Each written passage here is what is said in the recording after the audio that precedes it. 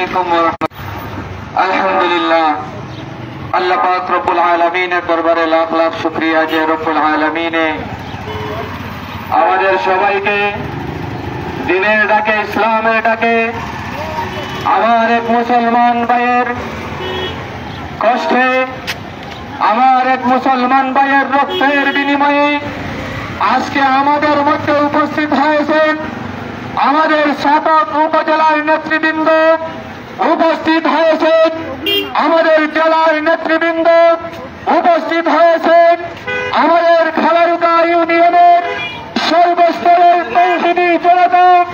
সবাইকে আমার খালারুকা ইউনিয়নবাসীর পক্ষ থেকে, খালারুকা ইউনিয়ন বাংলাদেশ খেলাফত মজলিসের পক্ষ থেকে আমি জানাই আন্তরিক মুবারকবাদ।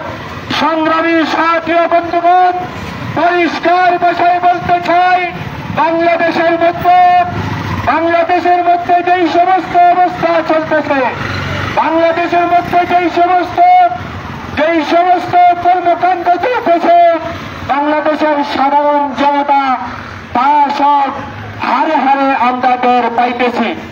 একগুলো নামধারী রাজনৈতিক দলেরা তারা ক্ষমতায় বসার আগে আগে তারা বাংলাদেশে এমন ভাবে জোর নির্যাতন অত্যাচার শুরু করে দিয়েছে যেন তারা ক্ষমতায় বসে গেছে।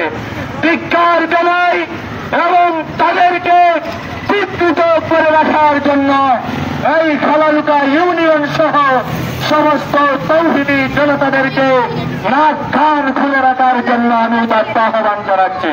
সম্মানিত হাজিরিন, আল্লাহর রাসূল সাল্লাল্লাহু আলাইহি ওয়াসাল্লাম বলে গেছে, আল মুসলিম ও আখুল মুসলিম, এক মুসলমান আর এক মুসলমানের ভাই। এই যে চট্টগ্রামের মধ্যে আমার মুসলমান ভাই সাইফুল ইসলাম আলিফকে এই আদালত প্রাঙ্গণে কুপিয়ে হত্যা করা হয়েছে, সেই ইসকন যেই জঙ্গি সংগঠন এই কর্মকাণ্ড করেছে, আমরা এই অন্তর্বর্তীকালীন সরকারের কাছে উদাত্ত আহ্বান জানাই, এই ইসকন সংগঠনকে বাংলাদেশের জমিনে নিষিদ্ধ করতে হবে। বাংলাদেশ খেলাফত মজলিস ছাড় দিবে না। বাংলাদেশ খেলাফত মজলিস জিন্দাবাদ, বাংলাদেশ খেলাফত মজলিস জিন্দাবাদ, বাংলাদেশ খেলাফত মজলিস চিরজীবী হোক। আমি মহান রব্বুল আলামিনের কাছে এই বলে আমার ইউনিয়নবাসীর পক্ষ থেকে আমি একজন ক্ষুদ্র দায়িত্বশীল হিসাবে আপনাদের কৃতজ্ঞতা আদায় করে আমার বক্তব্য শেষ করছি। নাসরুম মিনাল্লাহি ওয়া ফাতহুন করিব ওয়া বাশশিরিল মুমিনিন। সম্মানিত উপস্থিতি, আপনারা ইতিমধ্যে জেনে গেছেন আমাদের আজকের জামায়াত হলো কুখ্যাত জঙ্গি সংগঠন ইসকন কর্তৃক চট্টগ্রামের আদালত প্রাঙ্গণে আমাদের মুসলিম আইনজীবী সাইফুল ইসলাম আলিফ ভাইকে প্রকাশ্যে গলা কেটে হত্যা করার প্রতিবাদে আমাদের মুসলমানদের সেই বীর খালেদের জাতির যেই রক্ত ছিল, সেই রক্ত আজকে ঠান্ডা হয়ে যাওয়ার কারণে 90% মুসলমানের বাংলাদেশে কিভাবে সামান্য একটা ইসকনের এই সদস্যরা মিলে আমার মুসলমান ভাইকে আমাদের বুকের উপরে গলা কেটে হত্যা করতে পারে। সম্মানিত উপস্থিতি, আমি সেটা বলবো না, উপস্থিত নেতৃবৃন্দ ওলামায়ে কেরাম আপনাদেরকে ইসকন সম্পর্কে ধারণা দিবেন ইনশাআল্লাহ। আমি শুধু এতটুকু বলতে চাই, আপনারা দেখেছেন এতদিন পর্যন্ত এই কুখ্যাত সংগঠন ইসকনকে লালন করেছিল ফ্যাসিস্ট সরকার আওয়ামী লীগ।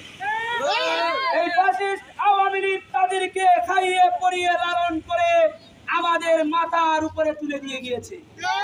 শুধু তাই না, বর্তমানেও যারা ক্ষমতার লোভী, যারা মসনদে না এসেও মনে করে মসনদে চলে এসেছে, সেই দলেরই একজন ব্যক্তি, আপনারা সবাই তাকে জানেন, তার নাম হলো কি? মির্জা ফখরুল ইসলাম। মির্জা ফখরুল তার নাম নয়, তার নাম হলো মির্জা ফখরুল ইসলাম। ইসলামের মধ্যে মির্জাগরি করতেছে, মুসলমানের মধ্যে, মুসলমানের দেশে নেতৃত্বের আশা নিয়ে সে বলেছে এই যে জঙ্গিবাদকে যারা উস্কে দেয়, যেই প্রথম আলো জঙ্গিবাদকে, যেই ডেইলি স্টার উস্কে দেয়, ওই সমস্ত আমরা তাদের বিরোধিতা করার কারণে সে তাদের পক্ষে সাফাই গিয়ে আমাদের নিন্দা জানিয়েছে। আপনাদের মনে আছে সেই আমাদের কাদের কাকুর কথা? তিনি বলেছিল পালাবো না, প্রয়োজনে কোথায় গিয়ে উঠবো, ফখরুল সাহেবের বাসায় গিয়ে উঠবো। আমি তখন মনে মনে ভাবলাম, আরে আওয়ামী লীগ আর বিএনপির মধ্যে এত তাদের মিল কিভাবে, আর কাদের কাকু আর ফখরুলের মাঝে এত মিল কেন? আজকে গিয়ে বুঝতে পারলাম ওরা দুইজনই হলো একই গোয়ালের গরু। কথা বলেন ঠিক কিনা? যারাই বাংলাদেশে জঙ্গিবাদ এবং মুসলমানদের চিরশত্রুদেরকে যারা স্থান করে দিতে চাইবে, তাদেরকে আমরা 5 আগস্টের কথা মনে করে দিতে চাই। আমরা তাদেরকে স্পষ্ট জানিয়ে দিতে চাই, যারাই আমাদের ইসলামের পথে বাধা হবে তারা ভারতে গিয়েও তারা শান্তিতে থাকতে পারবে না ইনশাআল্লাহ।